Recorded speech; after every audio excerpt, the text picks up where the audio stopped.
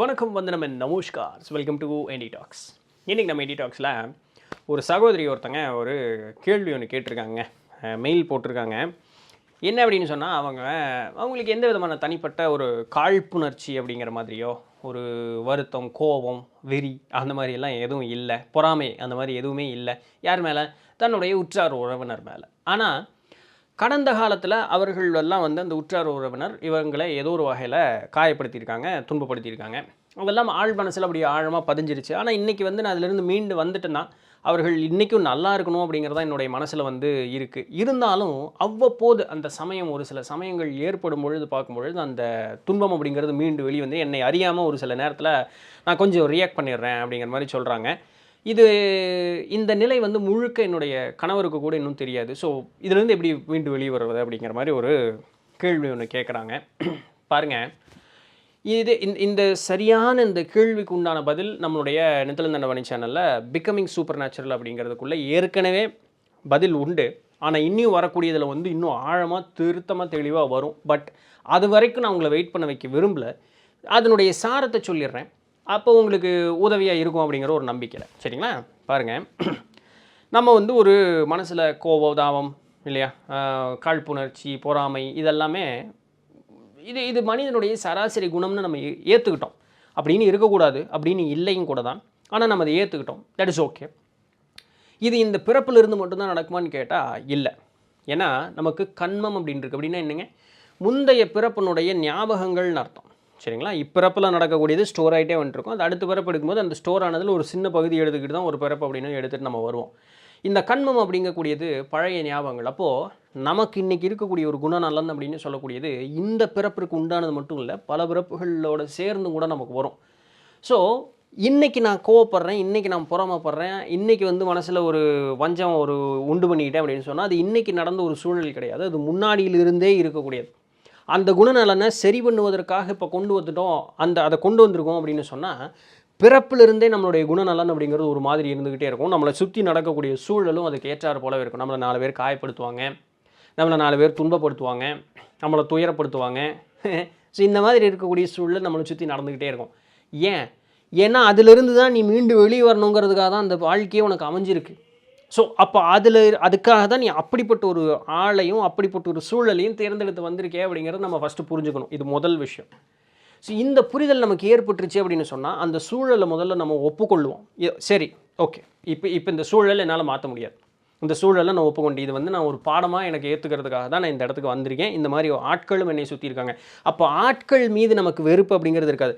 நான் திருந்துறதுக்காக தான் இந்த ஒரு கிராண்டு ஒரு ஸ்கீம் ஆஃப் ஆக்ஷன்ஸ் நடந்துகிட்டு இருக்கு. எனக்காக இது எல்லாமே நடந்துகிட்ருக்கு. அது போல் அவரவருக்கு உண்டான ஒரு இது இருக்கும். அதை பற்றியெல்லாம் நம்ம விட்டுருவோம். அவ்வளோ ஆராய்ச்சியெல்லாம் நமக்கு தெரியும். நாம் திருந்தினா போதும், சுயநலமாகவே இருப்போம், தப்பு இல்லை. அப்போ எனக்காக தான் இது எல்லாமே நடக்குது. இப்போ நானே அதை சரியாக புரிஞ்சிக்கல அப்படின்னு சொன்னால் அப்போ நான் இங்கே ஒரு பிறப்புன்னு எடுத்துகிட்டு வந்து இங்கே ஒரு 70-80 வருஷம் இருக்கிறதுல என்ன பயன் இருக்குது? இப்போ இதை விட அடுத்து இதில் பாடம் கற்றுக்காமல் போனோம்னா மறுபடியும் கொஸ்டின் பேப்பர் டஃப்பாக்கி திருப்பி அனுப்பிச்சுட்ருவாங்க கீழே. இதே சூழலுக்கு பாடம் கற்றுக்கிற வரைக்கும் வரணுங்க. நம்ம journey of soldier, destiny of சோல்ஜரில் பார்த்துட்டு ஒரே ஒரு பாடம், இந்த பொறாமை அப்படின்னு சொல்லக்கூடியதுலேருந்து மீண்டு வெளியே வர்றதுக்கு ஒரு ஆள் வந்து 4000 வருஷமாக பிறந்திருக்கிறார்.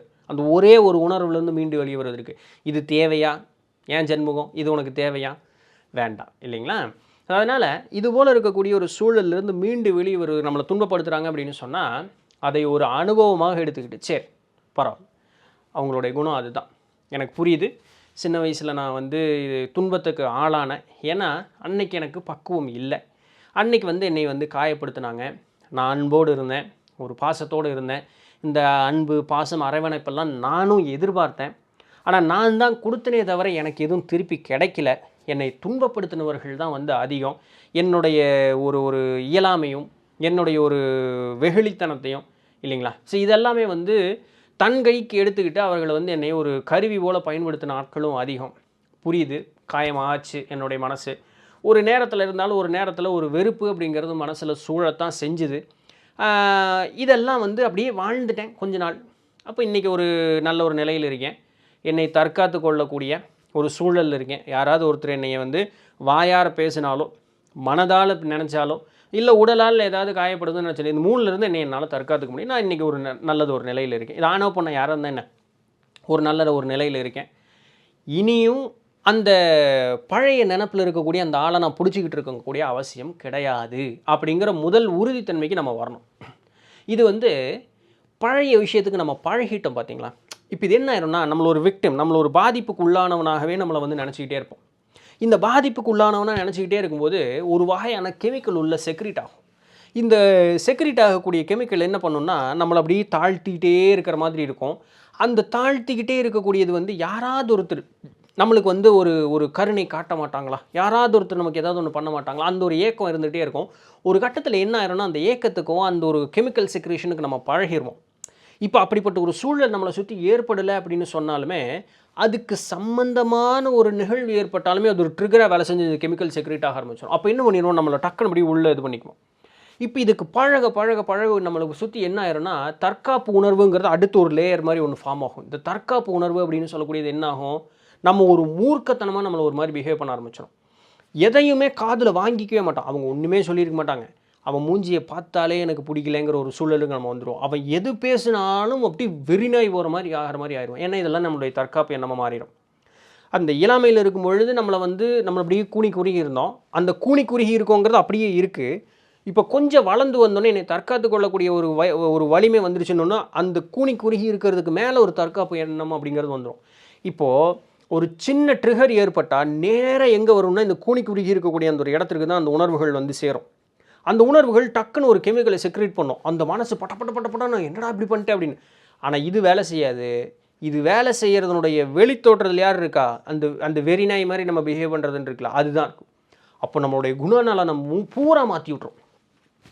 இவன் இப்படித்தாண்டா, இவன் யாரா, அவன் பைத்தியக்காரன், ஒன்றுமே சொல்லடாம அந்த கற்றுறான்டா, இப்படியெல்லாம் ஆட்கள் உண்டு பார்த்துறீங்களா. நம்ம ஒன்றுமே சொல்லியிருக்க மாட்டோம், வாழ்வாழ்பா. அப்படிப்பட்டாலும் நாமளாக கூட இருப்போம். ஒன்றுமே நடந்திருக்காது, நம்ம படப்படன்னு பேசி முடிச்சிடும்.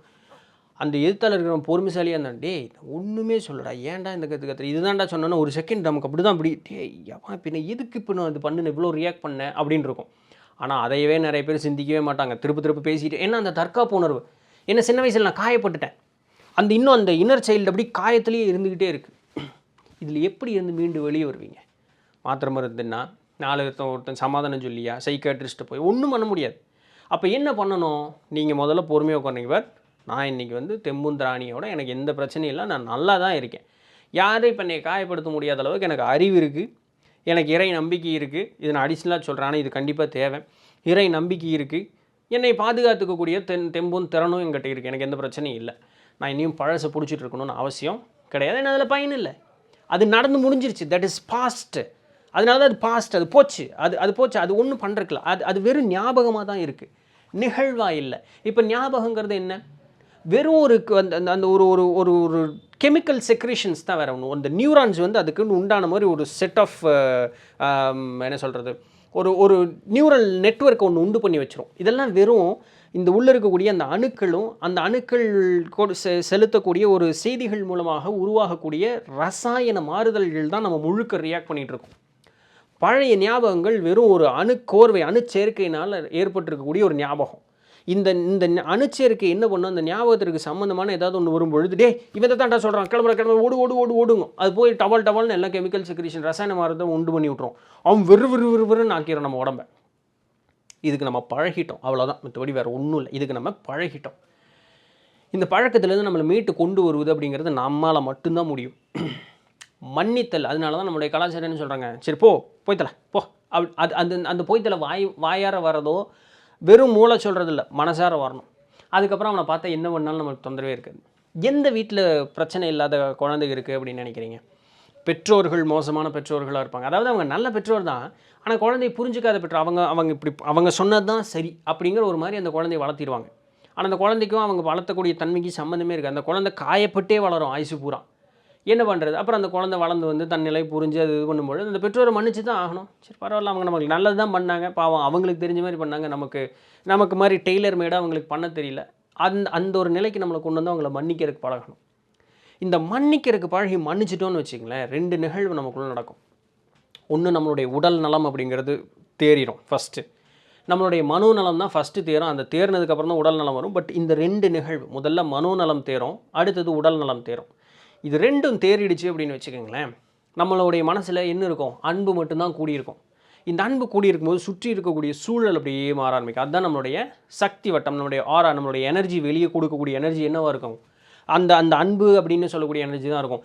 இவ்வளவு நாள் நமக்கு எதிரியாக தெரிஞ்ச அதே சொந்தம் நம்ம கூட அண்டி வந்துடும். எப்படி அன்போடு வரும். அதுக்கு மேலே அவங்க வந்து வெறி பிடிச்ச மாதிரி நம்மளை தொந்தரவு பண்ணுறதுக்காக வரமாட்டான். இல்லை அப்படி அவர்களை மாற்றிக்கொள்ளவே முடியாதவர்களாக அந்த சொந்தக்காரங்க அப்படின்னு இருக்காங்கன்னா அவங்க நம்மளை விட்டு விலகி போயிடுவாங்க. இது தானாக நடக்கும். ஏதோ மேஜிக் மாதிரி நடக்கும். இதைத்தாங்க நம்ம சொல்கிறோம், சாமியினுடைய அருள்னால இது நடந்ததுங்கன்னு நம்ம சொல்கிறோம். அந்த அருள் கண்டிப்பாக நடக்கும். ஆனால் அதற்கு நாம் வந்து ஏதுவான ஒரு கருவியை நம்ம முதல்ல மாறணும். அப்போ அந்த மன்னிக்கிறதுக்கு உண்டான, ஆத்மார்த்தமாக மன்னிக்கிறதுக்கு உண்டான அந்த ஒரு விஷயம் வரணும். இது எங்கே நம்ம மிஸ் பண்ணிடுவோம்னா, அதுக்கு சம்மந்தமான ஒரு சூழல் வரும்பொழுது பழைய ஞாபகத்தை நமக்கு ட்ரிகர் பண்ணும்போது நம்ம அப்படியே வெறி பிடிச்ச மாதிரி மாறுவோம். நம்மளுடைய குணநலம் அப்படியே மாறும். அங்கே நமக்கு இவ்வளோ நேரம் நம்ம பேசினேன், 10 நிமிஷம் பேசின பாருங்க, அது உங்களுக்கு ஞாபகம் வரணும். ஒரு நிமிஷம் அமைதியா, டேய் மாப்பிள்ள ஒரு நிமிஷம் இரு, நீங்கள் உங்கள் பேரை சொல்லிக்கிங்க, சரி நானே சொல்கிறேனே, டே இன்னத்தில் ஒரு நிமிஷம் இரு, சத்தம் போடாத, பரவாயில்ல, அமைதியார். அவங்க அப்படியே பேசிகிட்டே இருக்கட்டும், பரவாயில்ல, அவங்களுக்கு தெரிஞ்சது அவ்வளோதான். அவங்க நம்மளை என்ன அப்படி தான் நினச்சிட்ருக்காங்க, தட் இஸ் ஓகே, சரிங்க பரவாயில்லைங்க அப்படின்ற. இல்லை வயசில் பெரியவங்க அது சொல்ல முடியாது, சரி பரவாயில்ல, நம்ம அந்த இடத்த விட்டு நகர்ந்துட வேண்டியது, அந்த இடத்திற்கு நாசூக்காக விட்டுட்டு நம்ம நகர்ந்துட வேண்டியதான், சரி பரவாயில்ல அப்படின்ட்டு விட்டோம்னு வச்சுங்களேன். 1-2 தடவை கஷ்டமாக இருக்குங்க. ஏன்னா உடம்பு இவ்வளோ நாள் ஒரு வகையான ஒரு கெமிக்கல் செக்ரேஷனுக்கு பழகிடுச்சு, சின்ன வயசுலேருந்து பழகிடுச்சு. அது விட்டு கொடுக்காது. அப்போ அது முட்டி மோதி வர்றதுக்கு பார்க்கும். அதை நம்ம பீட் பண்ணணும். 99.999% நீங்கள் பழசுக்கு பழகிட்டீங்க. 0.000001% வந்து இன்னும் புதுசுக்கு நீங்கள் ரெடியாக இருக்குது. இந்த புதுசு தான் இப்போ நீங்கள் இப்போங்கிறது. ஆனால் நீங்கள் முழுசும் பழசில் இருக்கீங்க, அது நமக்கு தேவையில்லை. அப்போது 99% தான் பலம் அதிகம். உங்களை மாறுறதுக்கு அது விடாது. ஆனால் நீங்கள் மாறணும். இந்த மாறி 1-2 தடவை அதுலேருந்து அந்த உங்களை கண்ட்ரோல் பண்ணிக்கிறதுக்கு பழகிட்டீங்கன்னு வச்சுங்களேன், உங்களுடைய உடல் புதுசாக உங்களை க்ரியேட் பண்ணும். நீங்கள் யாராக இருந்தாலும் சரி, உங்களுடைய பேரோ உங்களுடைய பாலினம் எதுவாக இருந்தாலும் சரி, உங்களை நீங்கள் புதுசாக அப்படியே உங்களை க்ரியேட் பண்ணும் இந்த உடம்பு. பழைய ஞாபகங்கள் இருக்கக்கூடிய அந்த நியூரல் நெட்வொர்க் அடிச்சு ஒட்டச்சிரும் மூளை கம்ப்ளீட்டாக. புதுசாக உண்டு பண்ணுறா, இவன் என்ன பண்ணாலும் டென்ஷன் ஆக மாட்டேங்கிறான், சந்தோஷமாக இருக்கண்டா, சந்தோஷமாக எல்லாத்தையும் உண்டு பண்ணுறான் அப்படின்ட்டு. அப்போ அந்த சந்தோஷத்துக்கு உண்டான கெமிக்கல் பூரா செக்ரேட் ஆக ஆரம்பிக்கும் உடம்புல. இதனால தான் என்ன பண்ணினாலும் ஞானியர்கள் அமைதியாகவே இருந்தாங்க. ஏன்? அவங்களுக்கு அது பழகிட்டாங்க. அந்த கெமிக்கல் அது மட்டும்தான் செக்ரேட் ஆகிட்டே இருக்கும் உடம்புல. மன்னிக்கிறது, அன்பு செலுத்துவது அப்படிங்கிற மாதிரி மாறிடும். இது இத்தனை சொல்லியும் ஒரு சிலர் வந்து அவங்களுடைய ஒரு சூழலை மறுபடியும் ஒரு கமெண்ட்டில் போட்டுட்டு இந்த மாதிரி இருந்தா அப்படிம்பாங்க. நான் ஒன்றும் பண்ணுறதில்ல. திருப்பியும் வேணால் இந்த வீடியோ இன்னொரு தடவை பாருங்கள். ஏன்னா நீங்கள் அப்படி கேட்டிங்கன்னா நான் திருப்பி இந்த வீடியோவை இன்னொரு தடவை பாருங்கன்னு சொல்ல போகிறேன், அவ்வளோதான். இல்லாட்டி நான் சொல்லவே மாட்டேன், ரிப்ளை பண்ண மாட்டேன், விட்டுருவேன். இது 2 தான் நடக்கும். என்னென்னா என்ன சூழல் வேணாலும் இருக்கலாம். ஆனால் ஒரு எடுத்துக்காட்டுக்கு அந்த சகோதரி சொன்ன எடுத்துக்காட்டை தான் நான் சொல்ல முடியும். அவரவருக்கு அவரவர் சூழல் இருக்குது. என் வாழ்க்கையில் நான் எத்தனை செருப்படி தின்றுருப்பேன்னு எனக்கு மட்டும்தானே தெரியும். உங்களுக்கு தெரியுமா? அதுபோல் நீங்கள் 1000 செருப்படி தின்றுருப்பீங்க, எனக்கு எப்படி தெரியும்? நான் ஒரு எடுத்துக்காட்டை தான் சொல்ல முடியும். அது உங்களுக்கு ஏற்ற மாதிரி நீங்கள் பொருத்தி பார்த்துக்கணும். செய்தி ஒன்று தான், மன்னிக்கணும்.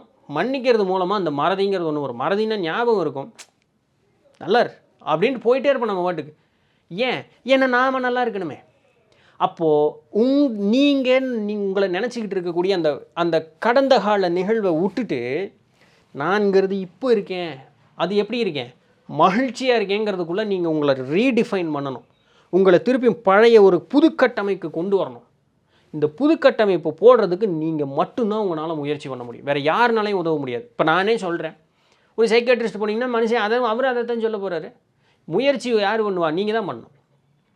அந்த கெமிக்கல் செக்ரேஷனை பிரேக் பண்ணணும். உங்களை நீங்கள் வலுக்கட்டாயப்படுத்தக்கூடாது. ஃப்ரீயாக விடணும். சரி போ, பரவாயில்ல போ, என்ன பண்ண சொன்னேன், திருந்த மாட்டேங்கிற, சொல்கிறேன் சொன்னாலும் புரிஞ்சிக்க மாட்டேங்கிற, என்ன பண்ண முடியும்? அவங்களுக்கு அவ்வளோதான் அறிவு. ஏன்னா நமக்கு இருக்கிற மாதிரி கெமிக்கல் செக்ரேஷனு அந்த நியூரல் பாண்ட் எல்லாமே அவங்களுக்கும் ஏதோ ஒன்று மண்டைக்குள்ள வச்சுருப்பாங்களா. அவங்களும் சின்ன வயசுலேருந்து இத்தனை வருஷம் வாழ்ந்துருப்பாங்கல்ல. அவங்க மாறுறாங்க, மாறல. நமக்கு விஷயம் தெரிஞ்சுது, வித்தை தெரிஞ்சுது, நம்ம மாறிட்டு போவோமே, நம்ம சந்தோஷமாக இருப்பேன் புருஷன் குழந்தை குட்டியோட, இல்லையா? அதுதான் நமக்கு முக்கியம். இருந்துட்டு போவோம். சரி, ஒரே இதுதான். அந்த பழசுலேருந்து நான் சொல்லக்கூடிய அந்த பழசை விட்டு போட்டு நான்கிறது மகிழ்ச்சியான ஒரு ஆள். இதுதான் நான் இப்போ இருக்கேன். என்னை தற்காத்துக்க முடியும். நான் ஒரு மகிழ்ச்சியான ஒரு ஆள். நான் மன்னிக்க தெரிந்தவன், இறை நம்பிக்கையோடு இருக்கக்கூடிய அன்பு கலந்தவன். இந்த நம்பிக்கையை நம்ம மனசில் வச்சுக்கிட்டு எல்லாத்தையும் மன்னிச்சிட்டே போயிட்டே இருக்கலாம். புத்திசாலித்தனமாகவும் இருக்கணுங்கிறத புரிஞ்சுக்குங்க. நம்மளுக்கு 4 பேர் தொடர்ந்து செருப்படி கொடுத்துட்டே இருக்கேன்னா அவனுக்கு மன்னிச்சிட்டே இருக்கணும். பண்ணலாம், அது சன்னியாசி பண்ணலாம். நம்மளால் வந்து புத்திசாலித்தனமாக நடந்துக்கணும். நாம் சன்னியாசி இல்லைங்கிறத நீங்கள் புரிஞ்சுக்கங்க. அப்போது அவங்களை வந்து எதிர்த்து பேசணுங்கிற ஒரு சூழலில் மரியாதையோடு எடுத்து பேசிட்டு அந்த இடத்த விட்டு விலகிக்க வேண்டியது தான். கவுண்டமணி ஜோக்கில் வருவோம்ல, ஓடிப்படா நாயே, மாப்பிள்ள நான் உங்கள் மாமா, அப்படியா, ஓடி போங்க நாயே அப்படின்னு. அந்த மாதிரி அந்த இடத்த விட்டு விலகிற வேண்டியதுதான், வேறு ஒன்றும் பண்ணுறதுக்கு இல்லை. சரிங்களா? நம்ம முடிஞ்ச அளவுக்கு நம்மளை நாமளே அமைதியான ஒரு சூழலில் வச்சுக்கலாம். நாய் துரத்துது, விறுவிறுன்னு ஆகுது, வீட்டுக்குள்ளே வந்துட்டோம், கடி வாங்கலை, அந்த விறுவிறுவிறுவிறுலேயே இருப்பீங்களா எப்போ பார்த்தாலுமே? இல்லை இல்லை, சாதாரணமாக ஆயிடுறீங்கள. இதே தாங்க வாழ்க்கையில் எல்லாத்தையும். ஒருத்தன் நம்மளை டென்ஷன் பண்ணுறான்னா அதை மண்டையில் தூக்கி போட்டு சுற்றிக்கிட்டே இருக்கக்கூடாது. போ பேசணுமா பேசுகிறோம், பேசலையா பேசலை, போ நீ அந்த வெறி நாய் மூலதான்னு விட்டு போட்டு கிளம்பி வந்துட்டே இருக்க வேண்டியதான். சரிங்களா? இதை பயிற்சி பண்ணுங்க, முயற்சி பண்ணுங்க, வாழ்க்கை புதிதாக உங்களுக்கு மாறுபாடோடு இருக்கும். திரும்பவும் சொல்கிறேன், இது பயிற்சி முயற்சி உங்கள் கையில் தான் இருக்குது. நீங்கள் தான் உங்களுக்கு வெற்றியை கொடுக்க முடியும். மற்றவர்கள் எல்லாரும் உங்களுக்கு வழி மட்டும்தான் காட்ட முடியும். ஸோ இது எதுவும் மேஜிக் கிடையாது, டொயிங்குன்னு ஒன்று மாறுறதுக்கு. சரிதானுங்களே? ரைட். ஸோ இதுதான் இன்றைக்கி உண்டான செய்தி. சகோதரி ஒரு வேளை பார்த்துருந்தீங்க அப்படின்னு சொன்னால் உதவியாக இருந்ததுன்னா சொல்லுங்கள். அப்படி இல்லை 10-15 நிமிஷம் என்னுடைய நேரத்தை வீண் பண்ணிட்டேன் அப்படின்னு சொன்னாலும் சொல்லுங்கள். என்னை திருத்திக்கிறதுக்கு நான் ஒரு வழியை பார்த்துக்கிறேன், இல்லை பெட்டராக கன்வே பண்ணுறதுக்கு ஒரு வழியை பார்த்துக்கிறேன். ரைட். ஸோ இதான் இன்றைக்கி உண்டான செய்தி. பிடிச்சிருந்துருக்கும், இன்ஃபர்மேட்டிவாக இருந்திருக்கும் அப்படின்னு நம்புகிறேன். நாளைக்கு வேறு ஏதாவது ஒரு சுவாரஸ்யமான செய்தியில் சந்திப்போம். அதுவரையும் தொடர்ந்து இருந்திருங்கள். நான் உங்களிடத்தில் நன்றி.